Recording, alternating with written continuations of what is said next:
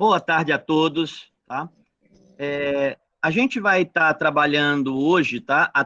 A transposição da disciplina presencial para o modelo remoto.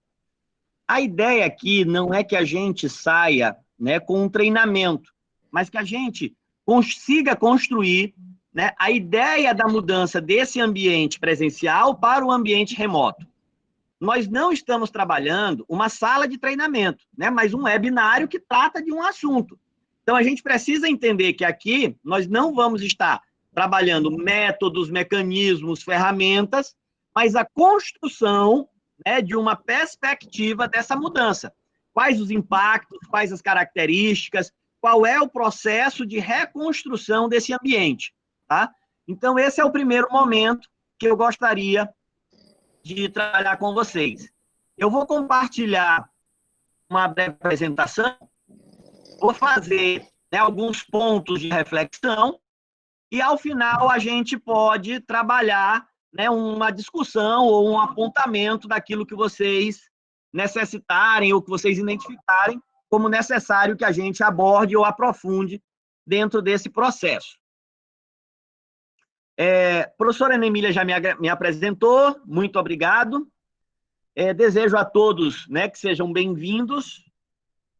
E a primeira coisa que a gente precisa compreender é o que nós chamamos de espaços produtores de aprendizagem, tá? Eu gosto muito desse livro, tá? Que ele é um livro organizado pelo professor Arthur Viana, pelo professor Márcio Bernardino e pela professora Patrícia Mota, que ele aborda os espaços produtores de aprendizagem nos distintos espaços sociais. O que é essa ideia? A primeira coisa que a gente precisa compreender é que o espaço produtor de aprendizagem, ele não é só a sala de aula. O espaço produtor de aprendizagem, ele não é somente aquele ambiente físico pré-definido e delimitado pelo ambiente pedagógico da escola. E aí a gente faz um parêntese. Quando a gente trabalha quase a totalidade dos estudos, né, pedagógicos, eles são voltados estudos para a infância. E nós, no caso das universidades, não trabalhamos com estudos para a infância. E qual é a importância disso? É a tradução, né, desses estudos voltados para a infância para a nossa realidade. Então, isso quer dizer, professor, que o que eu estou estudando, né, de processos pedagógicos voltados para a infância não tem validade? Não. O que eu estou querendo dizer é que o que a gente estuda voltado para a infância tem que ser adequado à construção do nosso saber. Então, a gente constitui o que a gente aborda, né, como o espaço total de aprendizagem, onde eu tenho o espaço internalizado de aprendizagem, onde é o espaço do meu eu, o espaço do aluno, tá? O espaço do docente, e aí a gente tem os vários indivíduos que perpassam por esse processo.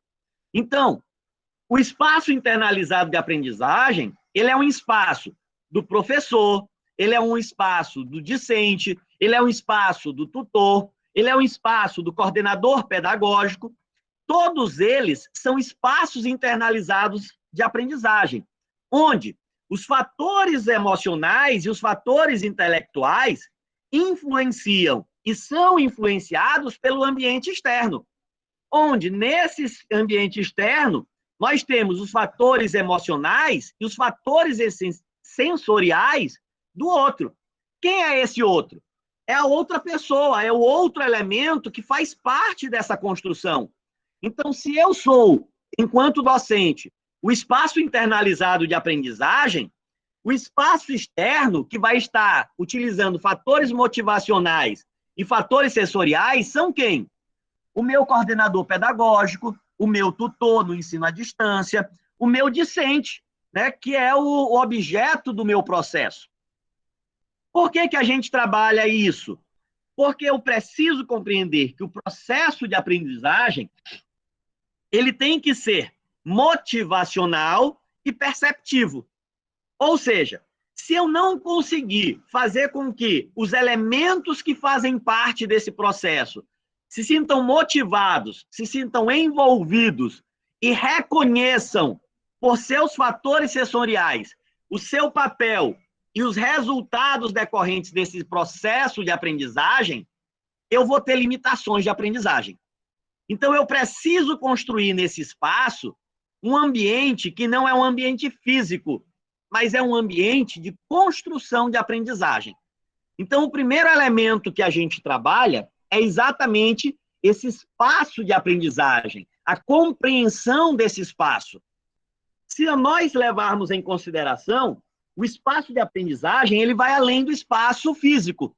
Ele vai de um espaço social, ele vai para um espaço emocional, um espaço relacional.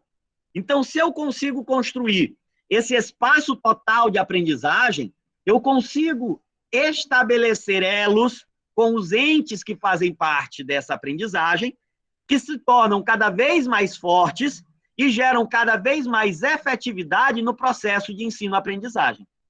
Então, essa é uma construção que precisa ser compreendida enquanto espaço de aprendizagem.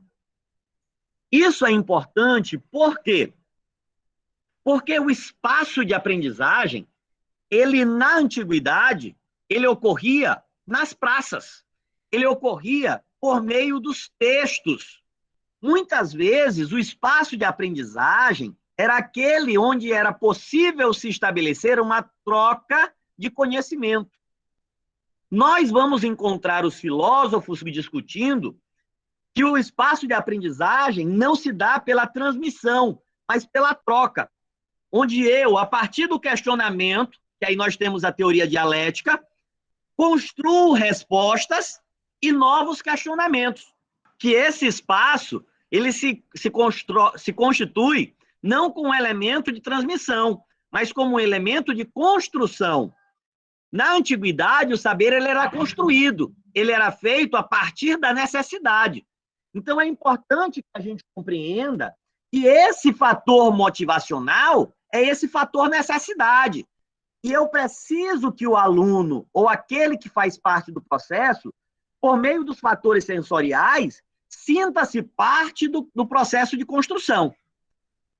Nessa perspectiva, a gente evolui e a gente enclausura o indivíduo enquanto indivíduo aprendente na escola.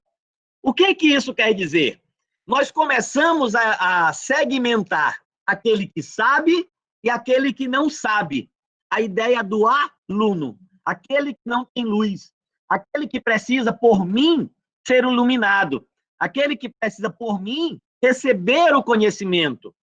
Quem me dera eu tivesse a capacidade de pegar parte do meu conhecimento e entregar ao meu aluno. Quem me dera o livro tivesse a capacidade de me entregar parte desse conhecimento e me fazer apropriar-me dele com toda a sua plenitude. Então, nós temos essa construção de espaços de aprendizagem que saem do ambiente de construção e passam por um ambiente fechado, um ambiente pré-determinado de entrega do saber, onde o meu aluno ele passa a ser receptor do meu conhecimento.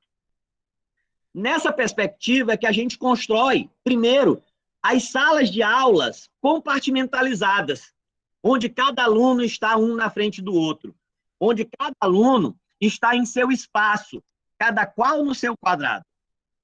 Eu já vi estudos que mostram a separação da sala de aula pela qualidade do aluno. O aluno melhor é aquele que senta na frente, né?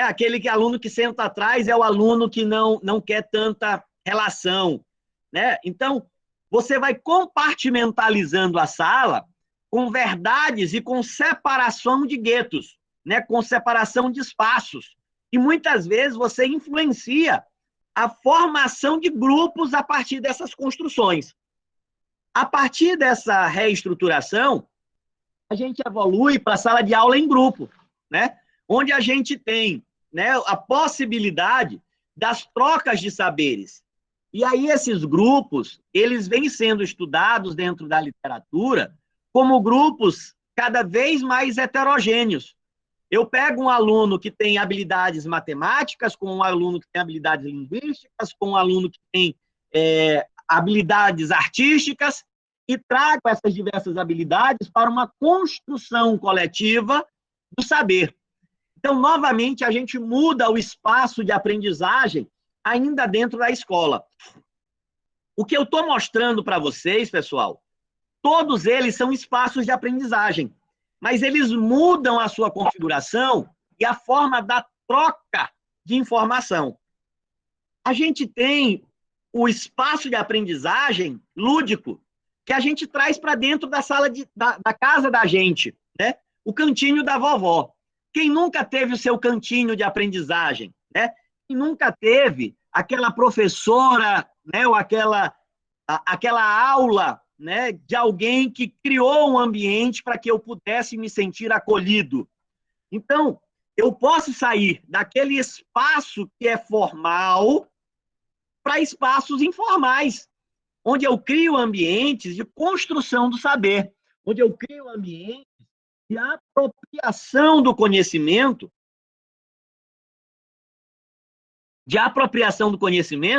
por meio de novas construções sociais. É importante que a gente visualize também que a evolução desse processo nos tira da escola. Nós saímos de dentro da sala de aula. A escola nos coloca na praça, nos coloca no parque, nos coloca fora da sala de aula como mecanismos de aprendizagem, como mecanismos de construção do saber. E o que eu coloco aqui? Tá? Quem de nós, enquanto docente, nunca teve aquele problema, ou enquanto aluno, teve o problema de faltar energia e ir para debaixo da mangueira ter um papo com o professor de filosofia? E aquele papo, né, papo entre aspas, era nada mais, nada menos do que o processo de construção de um saber que aquele docente estava fazendo. Quem nunca saiu da sua sala de aula e foi para uma visita técnica para ver como é que se faz na prática a construção daquilo que eu vi na teoria? Então, todos eles são espaços pedagógicos, todos eles são espaços de aprendizagem. E é isso que nós, enquanto docentes, precisamos reconhecer. Os nossos espaços de aprendizagem, os espaços que eu tenho e que eu necessito para que essa construção do saber seja válida. E aí é um ponto interessante. Nós temos um ponto interessante. A nossa ação pedagógica, muitas vezes, é feita pela tentativa e erro. Quantas vezes nós já buscamos um espaço diferente por falta de opção, por uma necessidade momentânea? Então, a composição desse espaço, ou a constituição desse espaço, ela precisa ser reflexionada pelo docente, ela precisa ser planejada pelo docente, para que o aluno, para que a escola reconheça aquele espaço como um espaço válido. Dentro disso, a gente tem os espaços externos como os espaços de aprendizagem. Os museus, né? Você, por meio de um museu, você aprende história, você aprende biologia, você aprende arquitetura, você aprende cultura, né? Então, você consegue aprender, por meio de um museu, várias teorias, várias disciplinas, sem necessariamente ela estar formalizada, sem necessariamente ela estar compartimentalizada. E aí o que acontece? Eu consigo fazer com que o meu aluno comece a ter um processo de aprendizagem baseado em uma construção social, em uma construção de vida, em uma construção de elementos que ele vivencia. Qual é a importância disso? É dar significado e significância ao meu processo de aprendizagem. Professor, mas o que é isso? O que é significado? O que é significância? Ou ele não tem diferença? Temos. O processo de construção de significado é o processo de construção de conteúdo. É eu saber que 2 mais 2 são 4. É eu saber que um elemento da história gera determinada condição. Beleza, eu sei o conteúdo, eu memorizei, né? Eu decorei, né? Eu apreendi aquele conceito. Mas beleza, eu sei o que é aquilo, mas eu sei para que aquilo serve, eu sei como eu vou utilizar aquele processo. Então, nessa construção do saber, e aí é uma coisa que eu, né, costumo dizer para as pessoas quando eu trabalho esses processos de construção, que a construção do processo de aprendizagem, ele se baseia em 4 elementos. Eu trouxe esses elementos da administração, né, mas eles são válidos para o aprendizagem, para o aprendizado. Primeiro, o quê? É o conceito, né? É o elemento objetivo conceitual daquele conjunto teórico que eu quero estabelecer. Então, o que é aquilo? Né? É simplesmente um elemento conceito. Por quê? Ou seja, qual é o motivo que eu tenho que estudar uma integral? Qual é o motivo que eu tenho que saber que o Brasil foi descoberto em 1500? Qual é o motivo que eu tenho que saber quem foi Tiradentes? São os porquês. Ninguém vai ter, ou ninguém vai gerar significância, ninguém vai gerar relevância se você não souber os motivos pelos quais você está realizando aquele ato. Então, se eu der para o meu aluno apenas o conceito, aquele conceito ele não vai ter sentido para o meu aluno. Então, eu preciso construir sentidos. Além do porquê, eu preciso saber para quê. Beleza, eu descobri por que eu estou estudando o descobrimento do Brasil. Mas para que eu vou usar isso na minha vida? Qual é a consequência prática que eu vou ter na minha vivência? Isso eu passei quando eu estudei cálculo 2 na faculdade. Eu tinha um professor estatístico, uma pessoa maravilhosa, adorava o professor, mas ele foi dar aula de integral, né? Então ele explicou o que era uma integral, explicou para que servia, né? Então o conceito estava claro para todo mundo. Só que vocês já tentaram fazer uma integral na vida de vocês? É um negócio bem complexo, né? E aí eu olhava aquele quadro verde escrito de azul. Ele adorava escrever de giz azul. Eu ainda sou do tempo do giz. De giz azul no quadro verde. Imaginem isso, 1h30 da tarde no sol quente. É maravilhoso, né? Então eu queria saber por que eu estava aprendendo integral. O que eu ia usar integral? E aí eu caí na besteira de perguntar para o professor. Professor fulano. Eu vou dizer o nome, porque ele não é daqui, tá? Eu estudei fora. Professor Aranaí. Por que a gente estuda integral na administração? Ele era um professor de 1,83 m de altura, maior do que o quadro, encostou assim na parede, olhou para aquela fórmula de integral feita no quadro verde de giz azul e disse o seguinte: a administração eu não sei, mas para mim é uma obrigação e eu estou cumprindo. Então, para mim, naquele momento, integral não valia de nada. Não tinha sentido nenhum eu estar aprendendo integral. Então, o que aconteceu comigo? Eu só fui descobrir o sentido de integral no dia que eu estava num estágio e o meu chefe chegou para mim e disse assim: vai lá no pátio e descobre a cubagem daquela área que está ali. E aí chegou um engenheiro da área e eu olhando para aquela pilha de material e me olhou e disse assim: o que tu está fazendo aí, menino? Doutor, eu estou aqui tentando saber como é que eu vou saber quanto é que eu tenho de material aqui, porque meu chefe mandou eu vir aqui fazer a cubagem e eu nunca fiz. Ele olhou para mim assim, muito serenamente, e disse assim: é só fazer uma integral. Eu comecei a rir. Eu não sabia fazer a integral daquilo, eu não sabia aplicar o conceito. Eu sabia o que era integral, mas eu não sabia como utilizar aquilo numa vida prática, né? A partir do momento que aquele engenheiro se disponibilizou a me ensinar, eu sei para que serve, eu sei por que se estuda uma integral, eu sei o que é uma integral. Pode até ser que eu não tenha mais a mesma habilidade de fazer uma integral, porque faz muito tempo que eu não faço. Mas eu compreendo a relevância de eu estudar uma integral, né? Então, é isso que a gente precisa construir para o nosso aluno. Não só os significados, mas os significantes. E aí nós vamos para o quarto elemento. O que, por quê, para quê e o como. Como é que aquele professor poderia ter demonstrado para mim o conceito, os motivos e as finalidades da utilização de uma integral?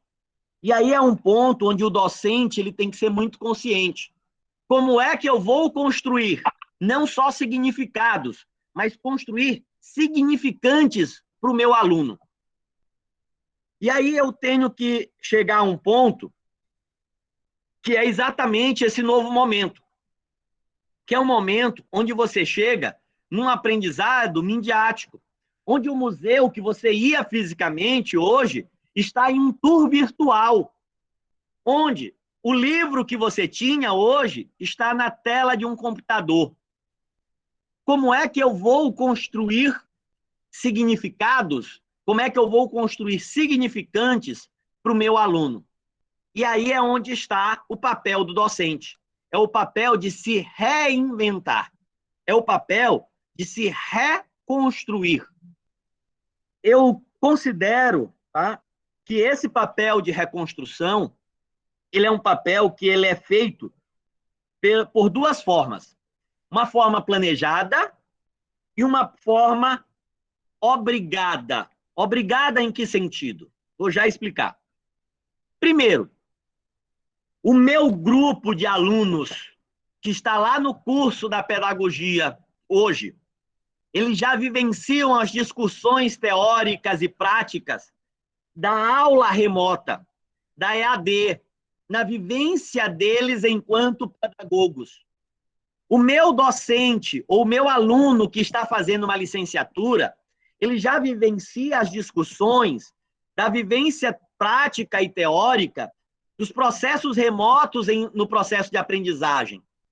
Mas o meu professor, que está ensinando a ele, vivenciou isso? O meu professor, que está explicando que o trabalho remoto ou que a educação remota ela é um elemento real e vivenciado na atualidade. Ele vivenciou isso. Não é a realidade da gente.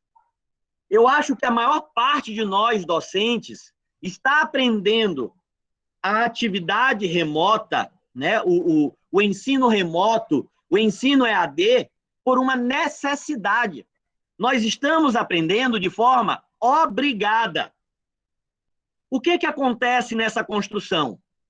Em 2015 não, minto, 2013, tá? A Universidade Federal do Maranhão disponibilizou para um conjunto de 21 docentes um doutorado em informática na educação. Em 2013, a gente já falava em educação remota. Em 2013, a gente já falava há muito tempo em EAD. Em 2013, nós já falávamos em ferramentas da tecnologia de informação e comunicação aplicada à sala de aula. Mas o que acontece? Eu, como 19 colegas, optamos por estudar um pouco isso e aprender um pouco sobre EAD, educação remota, ferramentas de tecnologia de informação e comunicação no ambiente da sala de aula. Foi uma opção nossa. Mas o que acontece? Se você me perguntar, nós somos nativos dessa realidade? Não. Nós ainda gostamos do quadro, nós ainda gostamos do nosso papel, nós ainda gostamos de ver e conviver com o aluno. Isso é um elemento social do espaço de aprendizagem. Nós ainda não aprendemos a ter um convívio virtual. Imaginem só, quantas histórias, quantas quantas vivências a gente já ouviu falar do João com a Maria que se conheceram em um site, se conheceram em um bate-papo e construíram um relacionamento, casaram, tiveram filhos. Isso é desproporcional? Para muitas pessoas, é um elemento extremamente complexo de compreender essa relação. Mas se nós voltarmos na história, a gente tem pessoas que se apaixonaram por carta, que se apaixonaram por uma ligação de telefone. E qual é a diferença entre eu me apaixonar por alguém em um bate-papo e eu me apaixonar por alguém com uma carta? A ferramenta. E aí é onde está o papel do professor. É ele se apropriar das ferramentas do processo de ensino-aprendizagem. É ele se apropriar das ferramentas de construção do espaço pedagógico. A sala de aula, a cadeira, o quadro, o giz, eles são ferramentas de construção de um espaço. Assim como um quadro em um museu, uma escultura, um vídeo no cinema, eles são ferramentas. Não é o cinema em si que é o espaço de aprendizagem. Não é a sala de aula que é o espaço de aprendizagem. O que é o espaço de aprendizagem é o espaço que eu construo com as ferramentas que eu tenho. Eu ensino para minha menina matemática sentado no chão brincando de areia. Então, ali eu não tenho nenhum elemento ou nenhuma ferramenta pedagógica extremamente complexa, mas eu consigo criar um espaço de aprendizagem e construir um espaço de construção de saber com elementos. Nesse momento, eu sou alguém que constrói saberes. Independente da minha formação, independente do lugar que eu esteja, independente do que eu esteja fazendo, mas a utilização adequada das ferramentas é que me permitem construir esse saber. Então, a gente está trabalhando aqui exatamente na construção de tecnologias de aprendizagem. E aí a gente chega na nossa escola do futuro. Nós já tínhamos essa escola em mente, nós já falávamos dela, nós já discutíamos ela, mas nós não vivenciávamos ela. Qual é o grande problema do que se discute hoje, ou do que é tratado hoje? É porque nós fomos obrigados a assumir essa escola do futuro. Nós não chegamos e não fomos adaptados a ela. A circunstância nos fez reconhecer ela como um momento necessário e um momento do qual eu não posso mais fugir. Então, a escola do futuro, ela já está conosco. Eu passei, né, não sou tão velho assim, tá? Mas eu passei pelo mimeógrafo, né? Eu passei pela prova xerografada, eu passei pelo quadro de giz, eu passei pelo retroprojetor, pelo quadro branco, pelo data show, pelo processo de construção de realidade aumentada.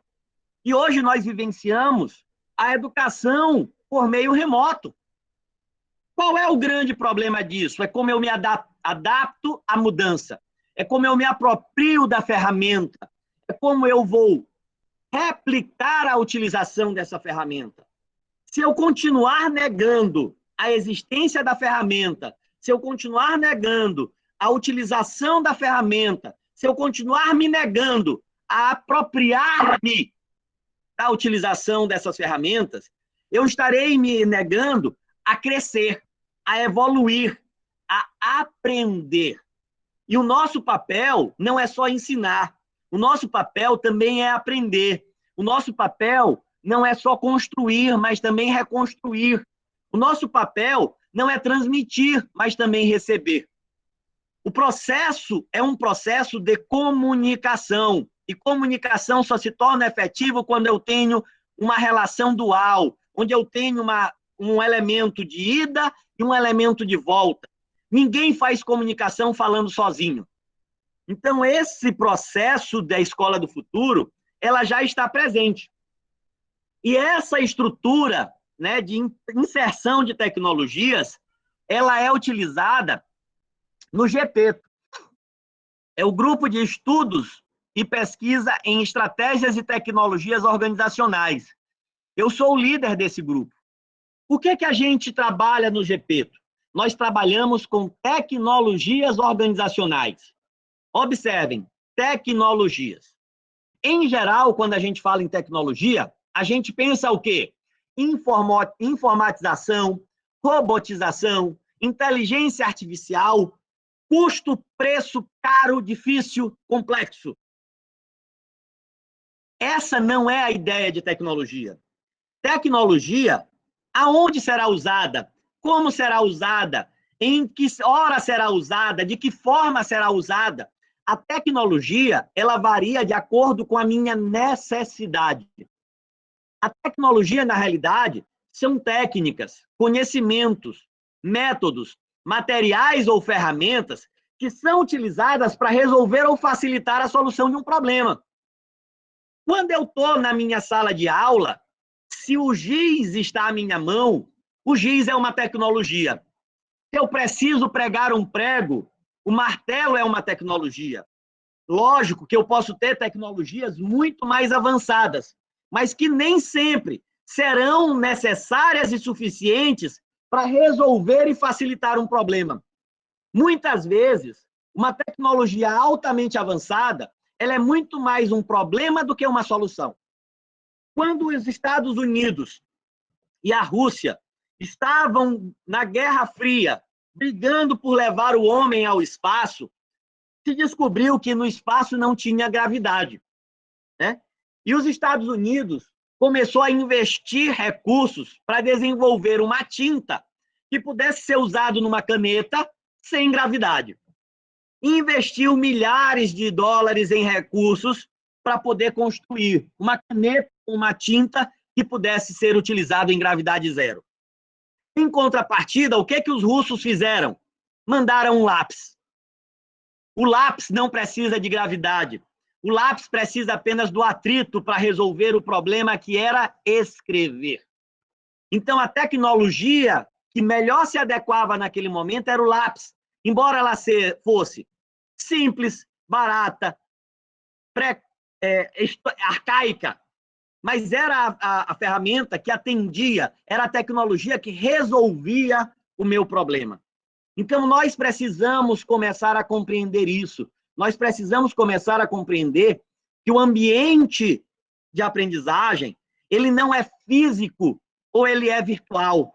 Ele é a utilização de ferramentas. Ele é aquele ambiente que eu posso utilizar tecnologias, técnicas, conhecimentos, métodos, materiais ou ferramentas para resolver ou facilitar meu problema. Qual é o meu problema? Construir saberes. Não é transmitir conhecimento, não é dar aula, é construir saberes. E na hora que eu construo saberes, que eu me reconheço como elemento facilitador dessa construção, eu consigo compreender quais as tecnologias eu vou me utilizar para fazer as pessoas entenderem ou reconstruírem aquele saber. E aí nós saímos do livro para a tecnologia. Nós saímos do físico para o ambiente virtual. Nós saímos do face-to-face para o face mil face, né? A gente vai estar aqui à frente de várias pessoas. A gente vai estar dialogando com vários ambientes. Nessa perspectiva, tem 2 livros que eu recomendo, tá? Educação Presencial e Virtual, Espaços Complementares Essenciais na Escola e na Empresa, né, que foi organizado por Elaine Torque Faria, e ela deixa muito claro isso, né, que o que nós temos como elemento de construção não é necessariamente a sala de aula ou a internet. O que nós temos é o espaço que nós criamos com essas ferramentas para a construção desse saber, né? O livro, né, organizado pela professora Lilian Bassic, Adolfo Tanise Neto e Fernando de Mello Trevisani, tá? Ele trabalha já com o ensino híbrido, a personalização e a tecnologia na educação.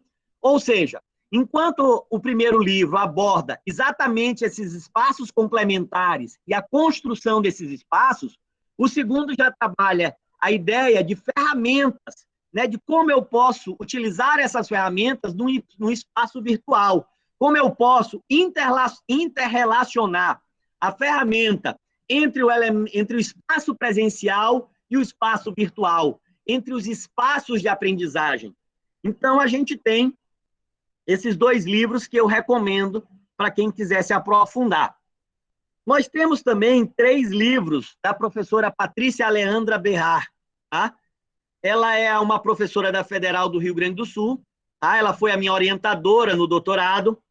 E ela é uma das pessoas no Brasil que mais conhece de competências na educação à distância. Tá? Ela é referência nesse processo no Brasil. Já esteve, inclusive, fora do Brasil, né, defendendo essa construção. E aí, esses 3 livros da professora, eles fazem exatamente uma trilha de construção, onde ela aborda, no primeiro livro, os modelos pedagógicos da educação à distância, ou seja, ela traz para a educação à distância os modelos pedagógicos que são utilizados no presencial, e aí ela faz todo um processo de adequação e discussão do estudo desses modelos pedagógicos na educação à distância. O segundo, ela aborda as competências na educação à distância, e aí a gente tem essas competências identificadas como elementos relevantes para a compreensão dos papéis, e aí eu vou abordar isso um pouco mais à frente, e a recomendação pedagógica em educação à distância. Ou seja, no meu presencial, como é que eu faço para recomendar o meu aluno? Vai na biblioteca e pega o livro tal e lê o capítulo tal, que você vai ter o conceito de integral. Na educação à distância, como é que eu construo essa recomendação? Eu tenho Google, eu tenho Bing, eu tenho YouTube, eu tenho o contato com as pessoas. Para vocês terem uma ideia, eu estou orientando uma aluna que está fazendo um trabalho sobre a reforma tributária no Brasil. E a gente queria saber a perspectiva dos municípios e dos estados quanto da possibilidade de aprovação da reforma tributária. E aí eu consegui para ela o contato, né, de alguns secretários, né, aqui no Maranhão. Eu consegui do secretário de Estado, eu consegui do secretário da Prefeitura de São Luís, eu consegui tanto do secretário de Administração quanto da Fazenda, eu consegui o secretário de alguns municípios, consegui algumas pessoas que são estudiosas da área, e aí a aluna se sentiu insatisfeita. E não fui eu que fomentei. E aí ela mandou um e-mail para as 27 secretarias de Fazenda dos estados de todo o país e para as 27 secretarias de Fazenda das capitais de todo o país. E ela me liga, 9 horas da noite. Professor, o Henrique Meirelles respondeu o meu questionário. Menina, como tu conseguiu isso? Eu mandei um e-mail e ele respondeu. Então, hoje, o espaço pedagógico, ele é isso. É aquilo que eu consigo acreditar. É aquilo que eu consigo me utilizar. E olhem que não foi eu, docente, que estabeleci essa construção. Foi o interesse dela, foi a autonomia dela. Isso é importante nesse processo de reconstrução. As autonomias individuais, aquilo que eu quero. Se eu quiser apenas o meu copo, eu vou me satisfazer com o meu copo. Mas eu tenho que saber que sempre terá alguém que vai querer mais, que vai poder mais. E isso não é um processo de seleção excludente. Isso é um processo de sobrevivência natural, onde eu quero mais, onde eu quero alcançar os meus sonhos. Ninguém vai chegar em um lugar que ele não sonhou, que ele não desejou, ou que ele pelo menos fez atos que o levassem àquele lugar. Não existe ato de coincidência. Essa é uma realidade nesse processo. Dentro desse processo de construção, que a professora Patrícia Berrar trabalha, quando ela fala de competência, tá? ela utiliza o conceito do Leboteff. As competências são portas em ação com a finalidade de resolver, lidar ou superar um problema, uma situação, um imprevisto ou uma novidade, para os quais mobilizam-se os elementos que compõem as competências. Ou seja, a competência é a capacidade que eu tenho de resolver, lidar e superar uma determinada situação. E para que eu possa resolver, lidar e superar uma determinada situação, eu preciso de 3 elementos básicos: conhecimentos, habilidades e atitudes. Não adiantava a minha aluna querer fazer um trabalho sobre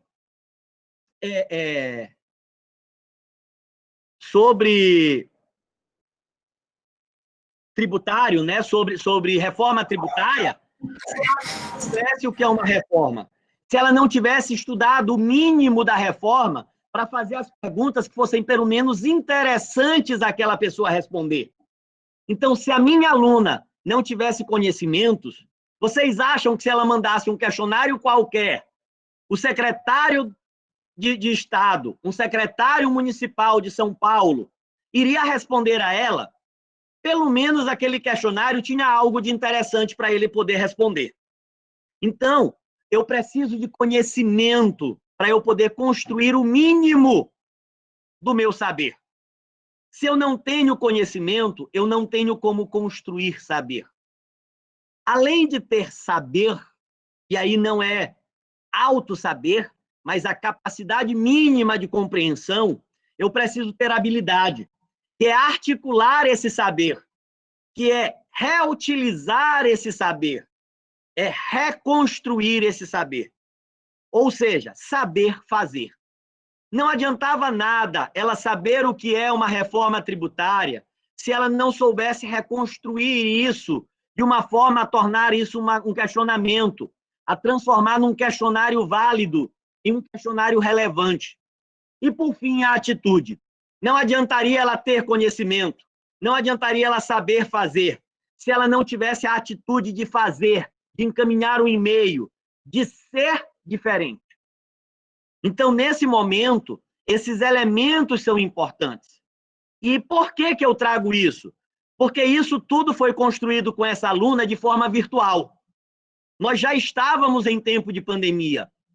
Nós discutimos os conhecimentos virtualmente. Eu disponibilizei materiais, ela me trouxe materiais, nós trocamos conversas. Ela reconstruiu o processo e ela teve a atitude de fazer mesmo com todos parados, todos remotos, todos ocupados. Esse processo que é o processo de reconstrução, esse que é o processo de construção da competência. E essa competência, quando se vem para a EAD, ela precisa ter criatividade, afetividade e biofisiológico. Os elementos biofisiológicos são naturais, não tem como a gente fugir deles, né? São intrínsecos à natureza de cada um. O processo de afetividade é um processo relacional entre aqueles que fazem parte do processo de aprendizagem. Vocês acreditam que se ela não tivesse uma confiança em mim, ela me ligava às 9 horas da noite para dizer que o Henrique Meirelles respondeu um questionário dela? Seria muito difícil. Seria muito difícil ela ligar para mim ou ela mandar um e-mail me questionando ou ponderando a utilização de determinada ferramenta, porque a relação afetiva não foi construída. E o processo de criatividade, que é a habilidade que ela teve de achar uma solução para o conjunto de limitações. Todos estavam em pandemia, todos estavam sem poder fazer, todos estavam sem poder construir, mas ela achou uma solução.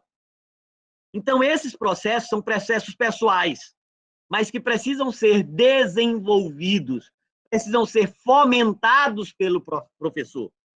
E aí, essas competências, elas perpassam pela competência acadêmica, pela competência profissional e pela competência pessoal. A competência acadêmica, essa menina, ela soube se aproveitar dos debates e das discussões que foram travadas para poder aprender, para construir e reconstruir seu saber. ela foi capaz de pegar esse saber e transformar em um elemento prático. Tanto foi capaz de transformar um elemento prático que ela teve a resposta de um secretário de Estado. E, por fim, um elemento pessoal. Ela teve coragem de expor-se e colocar isso frente a um secretário, frente a uma pessoa que é nacionalmente conhecida. Quem de nós teria coragem de chegar para o Henrique Meirelles e dizer assim: ô doutor Henrique Meirelles, eu quero discutir com o senhor o processo de reforma tributária e saber o que o senhor acha da redução da carga ou da unificação do tributo. Talvez poucos de nós. E isso não é um processo meramente acadêmico ou profissional. Muitas vezes é um processo de formação pessoal, de atitude. E isso é que nós precisamos construir, independente do espaço, se ele é físico, se ele é na minha sala de aula, se ele é por meio virtual. Essas ações precisam ser construídas. Tá? Nessa perspectiva, nós temos algumas competências que no espaço virtual elas ganham relevância. A primeira delas é a fluência digital.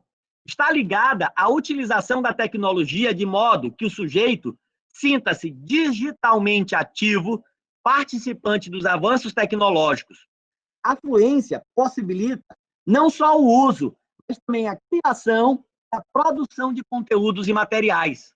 Ou seja, à medida que eu me familiarizo, à medida que eu me familiarizo com as ferramentas tecnológicas, eu me torno mais ativo. Eu começo a produzir ferramentas, eu começo a produzir soluções, eu começo a dar novas inovações, a buscar novas inovações, a disponibilizar novas inovações.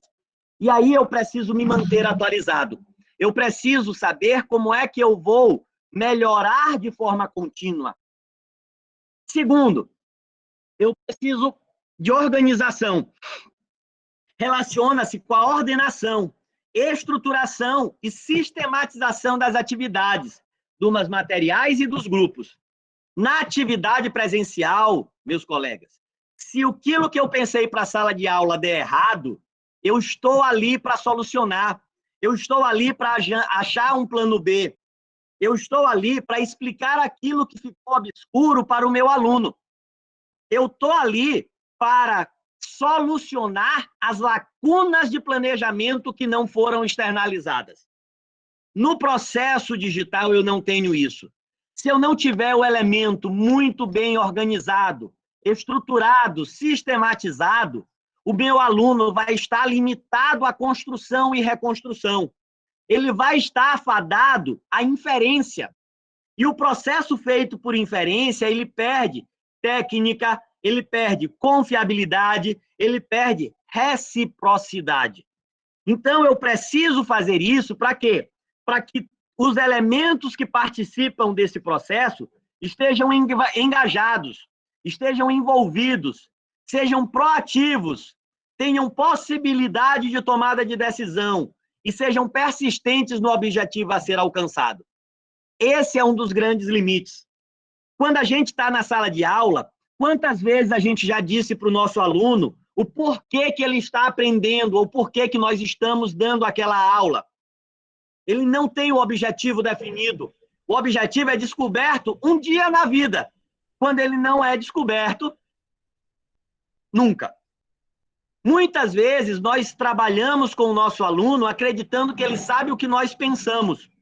No processo digital, eu tenho que deixar isso formalizado. No processo remoto, eu tenho que deixar isso bem definido, para que ele compreenda os porquês e os paraquês da minha aula. Então, é importante a gente compreender como é que esse processo está sendo construído.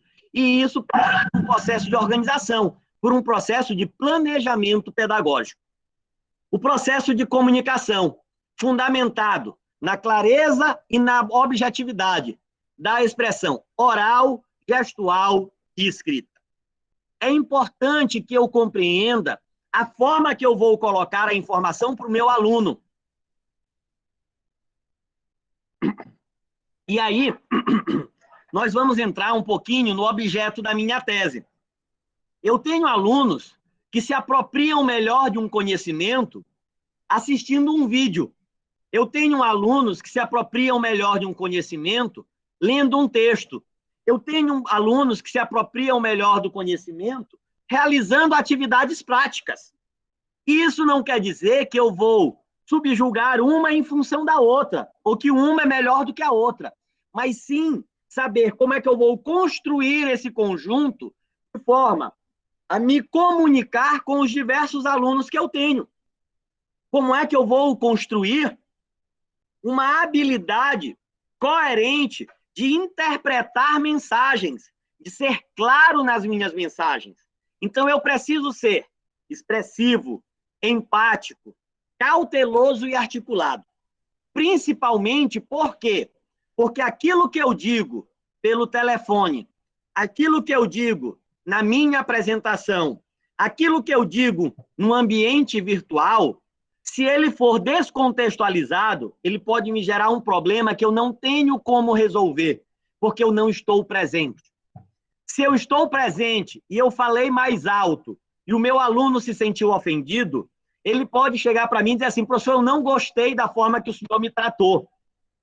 E eu posso tentar remediar ou solucionar o problema. Mas se eu faço isso por uma forma digital, nem sempre eu vou ter essa possibilidade de reconstruir essa relação. Então, a comunicação ela também tem que ser planejada. Ela tem que ser pensada para as finalidades que são propostas. A reflexão, que é baseado no processo de abstração, para refletir e analisar criticamente as situações, as atividades e os modos de agir. Lá na sala de aula, muitas vezes eu sou conceitual, eu sou métrico, eu sou técnico ao extremo. Aqui, eu tenho que dar a capacidade do meu aluno refletir. Eu não posso simplesmente dar um conceito, eu não posso simplesmente metrificar o processo. Eu tenho que fazer um estímulo ao meu aluno para que ele analise e interprete os dados, os fatos e as situações, sendo proativo, crítico, ponderado, autodidaxia e autocontrole. Ou seja, ele tem que ser um ser autônomo, ele tem que ser um ser partícipe, mas baseado não na minha reflexão, mas na reflexão dele sobre aquilo que eu construí. Então, esses elementos, eles são elementos de construção desse processo de aprendizagem. Eles são competências que precisam ser pensadas, não são as únicas, mas que devem ser pensadas quando eu trago isso para o ambiente virtual. Ah, professor, então quer dizer que essas competências não estão na vida presencial ou na atividade de sala de aula? Estão, só que elas estão de formas diferentes. Elas estão aplicadas de forma diferente. Elas são utilizadas como ferramentas alternativas de forma diferente. Então, é importante a gente trabalhar isso. Na formação dos docentes em tempos de cybercultura, tá? A gente tem 4 caminhos: os espaços digitais, as competências docentes, a formação docente e a cybercultura. Os espaços digitais, o processo de educar versus ensinar. Eu quero que o meu aluno seja reflexivo ou que ele seja um elemento de absorção do processo. Eu tenho que considerar os hábitos utilizados fora da escola. Eu tenho que compreender que é um novo espaço social. O espaço social da escola, eu tenho domínio sobre ele. Eu tenho como estabelecer regras muito bem definidas e controlar essa relação. No espaço virtual, isso não é possível. Então, eu preciso considerar quais os hábitos desse espaço. Eu preciso estabelecer práticas pedagógicas criativas e inovadoras. Nós já fazemos isso na sala de aula presencial, meus colegas. Nós já levamos para a sala de aula processos inovadores e criativos. A única diferença que nós temos do ambiente virtual é aonde eu coloco esses processos, ou como eu me utilizo desses processos. Baseado em quê? Em estratégias metodológicas, em estratégias pedagógicas, onde o espaço de produção e construção do conhecimento é outro. Não é mais a minha sala de aula, É um espaço onde nós não temos mais presencialidade física, mas sim presencialidade virtual. Por que eu digo isso? Porque não é necessariamente que o meu aluno não esteja ali. Ele está ali, mas de uma outra forma, em um outro ambiente, em uma outra relação. As competências docentes, a fluência digital, eu tenho que me capacitar o mínimo. A prática pedagógica, eu tenho que entender as práticas, o planejamento e a mediação pedagógica. Esses 4 elementos, tá? Eu trago aqui por um elemento muito simples. Eu me formei em Direito em dezembro de 2001. Em março de 2002, tá? O Código de Processo Civil mudou. Eu passei 4 anos da minha vida estudando processo civil por um conjunto de normas estabelecidos. 3 meses após eu me formar, todas aquelas normas que eram estabelecidas anteriormente foram reformuladas. E aí, o que eu vou fazer? Eu vou voltar para a faculdade para passar mais 4 anos aprendendo processo civil? Não faz sentido. Eu tenho que compreender que eu preciso me reinventar, eu preciso me reciclar, eu preciso compreender novas práticas e uma nova fluência. E é isso que nós trazemos enquanto competência docente. Nós precisamos nos reconstruir, nós precisamos nos reinventar, nós precisamos absorver os novos processos que estão aí. E isso não quer dizer que nós somos melhores ou piores. Isso quer dizer apenas que nós estamos nos preparando para aquilo que nós escolhemos. Ser docente é uma escolha nossa. Nós escolhemos isso. Então, nós, enquanto escolha, também temos a obrigação de nos preparar para as nossas escolhas. A formação docente, a nossa formação inicial, a formação continuada, o nosso conjunto de competências, a construção da cybercultura, o aprender a aprender constantemente, porque os processos estão mudando. E aí nós vamos mais além. Para os professores das licenciaturas, para os professores da pedagogia, o processo de reconstrução, o processo de competências pedagógicas, o processo de sala de aula é natural, porque eles aprendem isso no seu processo de formação inicial. Para mim, não é natural. Eu fiz 2 bacharelados. Eu comecei a fazer uma engenharia, que também não dá nada de processo pedagógico. Eles são técnicos.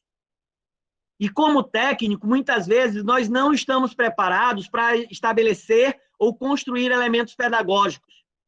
Mas nós temos que ter essa consciência, enquanto docentes, enquanto responsáveis pela nossa sala de aula e por aquilo que nós colocamos no mercado. Então, se nós não tivermos essa consciência dessa necessidade de formação docente, nós vamos eternamente sofrer com a construção tecnicista do aprender.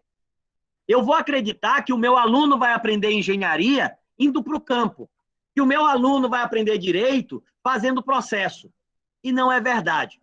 O processo pedagógico ele é muito mais amplo. Ele precisa de competências, ele precisa de espaços, ele precisa de consciência, principalmente do docente. Então, é importante que nós, enquanto docentes, tenhamos consciência dos nossos espaços e do nosso papel. Por fim, a gente tem a cybercultura, onde nós temos as tecnologias digitais, né, que são as tecnologias associadas à internet, a inteligência coletiva, os processos influenciadores, a estrutura pública, as possibilidades de escolher, opinar e criar. Hoje, a gente pode quase tudo por meio da internet. E quase tudo vira verdade por meio da publicidade que se dá. Nós vimos há pouco tempo a condenação de uma pessoa simplesmente porque foi postado na internet. E aí nós temos os reflexos disso. Né? A tecnologia digital ela precisa ser utilizada com responsabilidade. Tá? Então, a gente precisa ter responsabilidade no uso dessas tecnologias. E a gente tem os jovens dessa cybercultura, que são novas relações, novas interações, novas estratégias, nós temos uma identidade virtual. Eu fiquei surpreso, tá? Alguns dias atrás, eu tenho uma menina de 8 anos de idade e os coleguinhas estão fazendo aniversário, né? E não podem fazer aniversário. E uma determinada mãe resolveu fazer uma festa virtual, onde eles utilizaram um joguinho para interagir entre eles, né?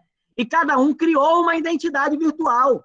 Ela não era mais Ana Luísa, ela era um avatar. Ela era alguém que estava no mundo digital, né? E isso o jovem vivencia muito facilmente, essas múltiplas personalidades que estão dentro desses espaços. Ele se adequa muito facilmente a isso e compreende muito facilmente essa nova realidade de interação virtual. Então, nós precisamos também compreender essas realidades de interação. E aí a gente chega nos ambientes virtuais de aprendizagem, né? Onde nós temos a possibilidade de desenvolvimento de cursos, onde eu posso desenvolver um ambiente e criar cursos, estruturar meu plano de aula, incluir recursos de aprendizagem, instrumentos de avaliação, inclusão de participantes e realização do curso. Eu posso, dentro disso, ter elementos assistenciais, fóruns, chats, murais, avaliação e acompanhamento, mediação de aprendizagem por meio das tecnologias. Eu tenho, no outro lado, o planejamento de curso, onde eu tenho o meu plano de ensino, a metodologia, a contextualização, requisitos, o mapa de atividades, os objetos de aprendizagem. Bem aqui, tá, pessoal? Quem, por acaso, viu o treinamento que eu dei sobre SIGA, ele reconhece esses elementos de planejamento, ele reconhece esses elementos de desenvolvimento dentro de um sistema. Então, é como nós nos apropriamos do sistema, é como nós nos apropriamos da ferramenta. E a ferramenta sempre existiu. A importância é de como eu utilizo essa ferramenta, né? A prática docente no AVA, os modelos e exemplos de AVA, o Moodle, o Blackboard, Amadeus, Operendo, o SIGA pode ser caracterizado como AVA, dependendo da natureza, né? O Classroom pode ser utilizado como AVA. Então, nós temos uma infinidade de ambientes virtuais de aprendizagem. Observem o nome, ambiente virtual de aprendizagem. Ambiente. Na realidade, nós estamos trabalhando com um ambiente de aprendizagem. O que muda é a natureza desse ambiente. E, por fim, as funcionalidades, né, de gestão, de repositório, de comunicação, avaliação e acompanhamento. Nessa perspectiva, é que nós precisamos entender o que muda do presencial para o remoto. O que muda, pessoal, o que muda, meus colegas, não é a tecnologia. O que muda é a usabilidade das ferramentas. É como eu me utilizo dessas ferramentas. Ah, professor, mas isso é novo. Não é. A gente aprendia por carta. Eu sou curioso, tá? Eu fiz um curso de eletrônica pelo Instituto Brasileiro de Aprendizagem, que eu comprava um encarte nos Correios. Vocês lembram disso? Não vão dizer que eu sou velho, não, tá?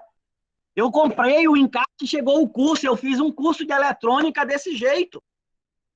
Então, nós já tínhamos o ambiente. O problema é que nós não estávamos acostumados a vivenciar o ambiente. E aí nós precisamos vivenciar esse novo ambiente. E aí nós trabalhamos, né, com essa relação, que é a ideia de uma aprendizagem ágil e de uma aprendizagem convencional.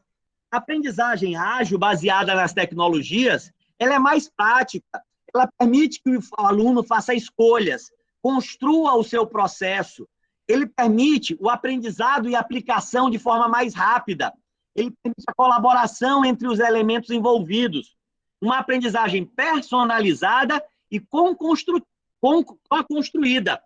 Então, nós permitimos que seja um ato coletivo. A aprendizagem convencional, ela é teórica, ela é baseada em informação e controle, conceito, estabelecimento de aprendizagem de fatos, elementos métricos, uma concorrência definida, modelos padronizados e uma aprendizagem liderada pelo professor. Eu é quem digo o que eu quero que você saiba. Então, é preciso hoje reconstruir essa concepção. Quando eu saio do processo presencial, eu me arrisco. Por quê? Porque o meu aluno pode achar algo na internet que eu não tinha conhecimento. Eu sempre estudei 5W2Hs. Um belo dia o aluno chegou para mim e disse assim, professor, não é mais 5W2Hs, é 5W3Hs. Eu digo, meu querido, eu nunca ouvi falar isso. Fui para o Google, encontrei, realmente tem 5W3Hs. E aí eu fui ler e descobri que o terceiro H nada mais é do que o desmembramento de um dos outros Hs. Mas o que acontece? Eu não tinha conhecimento do fato. E o meu aluno me permitiu aprender. Ontem, a minha menina de 8 anos me fez aprender. Fui ensiná-la matemática. E aí ela foi escrever 14. 4. Eu sempre aprendi 14, Q-U-A-R-T-O-Z-E. 14. E ela escreve C-A-T-O-R-Z-E. 14. Eu digo assim, Ana Luísa, tá errado. Ela disse, não tá, papai. Eu digo, Ana Luísa, não tá. Ela disse, tá, papai, olha no meu livro. Eu olhei no livro e estava 14 com CA. Eu olhei aquilo meio desiludido, achando que eu não sabia mais escrever, né, que a língua portuguesa, mais uma vez, tinha me traído. Fui no Google e descobri que as duas formas estão corretas. Pode ser com Q-U-A ou C-A. E ontem, depois de 41 anos, eu aprendi que eu posso escrever 14. Então, isso é que é importante, é que nós estejamos preparados para aprender e reconhecer que nós não sabemos tudo, que nós estamos aptos a aprender. E isso perpassa por um processo de comunicação digital, por uma prontidão cognitiva. Eu tenho que estar preparado para os novos conhecimentos. As competências sociais e emocionais. Eu tenho que entender que hoje a minha relação é outra, que a minha relação emotiva é outra, que o realizar é outro. E aprender a desaprender e reaprender. Aprender que eu posso fazer mais, que eu posso fazer diferente, que eu posso reconstruir o meu aprendizado. E o meu aluno também pode. Que a minha verdade não é a única verdade, que o meu saber não é o único saber. Então é importante que a gente reconstrua isso. Dentro dessa perspectiva, a aprendizagem digital, ela passa por 6 fases, ou ela leva em consideração 6 elementos, tá? A mudança contínua, aquilo que era ontem não é hoje. E essa mudança, ela é cada vez mais ágil. Os vieses digitais, né? O que o digital me traz? O que o ambiente digital traz para a minha realidade? Ele me traz um aluno me perguntando às 2 horas da manhã como é que ele faz uma análise horizontal. Recebi uma mensagem às 2 horas da manhã pelo WhatsApp perguntando como ele me faz uma análise horizontal. E eu não estou falando isso de forma subjetiva, não, fato real. Então, esses vieses digital, eles precisam ser compreendidos, né? A transferência do conhecimento, como é que ela se dá, como ela se reconstrói. Uma jornada híbrida e personalizada. Eu tenho aluno que começa a me questionar às 7 da manhã e me termina às 3 da manhã. Eu tenho aluno que está iniciando o trabalho hoje, como eu tenho aluno que está com o trabalho praticamente pronto. Eu tenho aluno que já me postou todas as fases da atividade, como eu tenho aluno que não me postou nada. Então, eu tenho várias jornadas, eu tenho várias realidades, eu tenho vários momentos. E eu, como docente, tenho que saber gerenciar isso. Eu tenho um engajamento virtual. Os alunos precisam estar presentes. Eu preciso trazer o aluno para perto de mim virtualmente. Eu preciso fazer com que esse aluno se sinta partícipe do processo. E o dedômetro, né? Eu preciso que esse aluno ele esteja sempre próximo do teclado. Eu preciso que esse aluno esteja próximo da tela do computador, do WhatsApp, do smartphone, que ele esteja interagindo. No momento que eu conseguir fazer isso, eu estou construindo um ambiente digital de aprendizagem. Eu estou construindo um ambiente virtual de aprendizagem. E não é o Moodle, não é o Google Classroom, não é o Siga. É um ambiente estruturado, onde eu faço parte o aluno faz parte e o conteúdo está sendo compartilhado. Olhem só, o conteúdo está sendo compartilhado. O conteúdo não está mais sendo transmitido. Nós estamos trabalhando com compartilhamento. E esse é o novo ambiente que a gente está trazendo.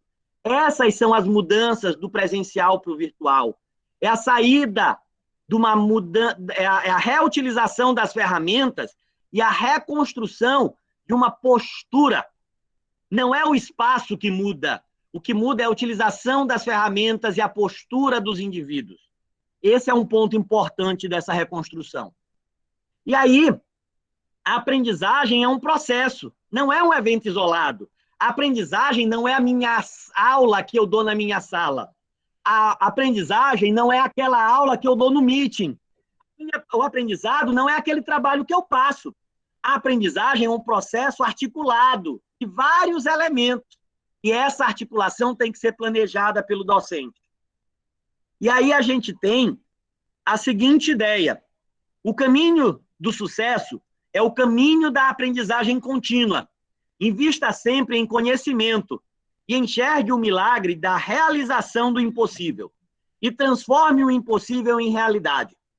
Essa é a maior das verdades quando a gente fala em aprender. É a ideia, tá? Que nós estamos sempre aprendendo. A aprendizagem é contínua. Não existe o impossível. Existe aquilo que não foi possível ser realizado até um determinado momento.